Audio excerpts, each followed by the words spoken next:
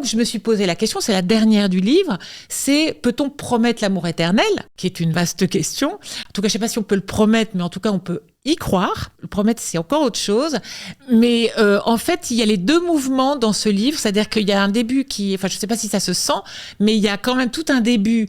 Il y a toutes les raisons de ne pas y croire et de dire que c'est une mystification et que c'est une aliénation et que les femmes se perdent là-dedans. Enfin, les hommes aussi d'ailleurs, mais enfin, c'est surtout les femmes parce que les femmes... Enfin, pas surtout les femmes, je retire ce que je viens de dire. Mais disons que nous, on a été élevés avec l'idée que c'est notre vocation naturelle d'aimer, que l'amour chez nous, c'est notre vocation.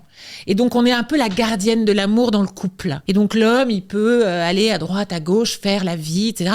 Mais nous, notre vocation, c'est d'être la vestale, de garder la flamme. Donc, c'est nous le foyer, c'est nous l'amour, c'est nous la sentimentalité, c'est nous qui devons aimer les enfants. Voilà, tout ça, je l'ai réexaminé et ça m'a servi dans ma vie. Et donc, pour en revenir, pour boucler la boucle, j'espère que ce livre est utile. Alors, je crois qu'il l'est parce qu'on m'a déjà dit que ça avait été quelque chose d'un peu de l'ordre de la révélation sur certains plans, parce que tout à coup, ça éclaire des problématiques que chacun et chacune, à laquelle chacun et chacune est confronté.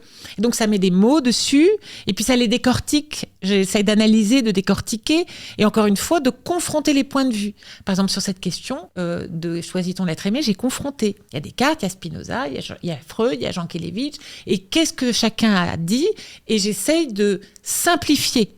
Parce que sinon, ça sert à rien pour moi. Et justement, comment en plus, tu sais qu'on s'est eu au téléphone cet été.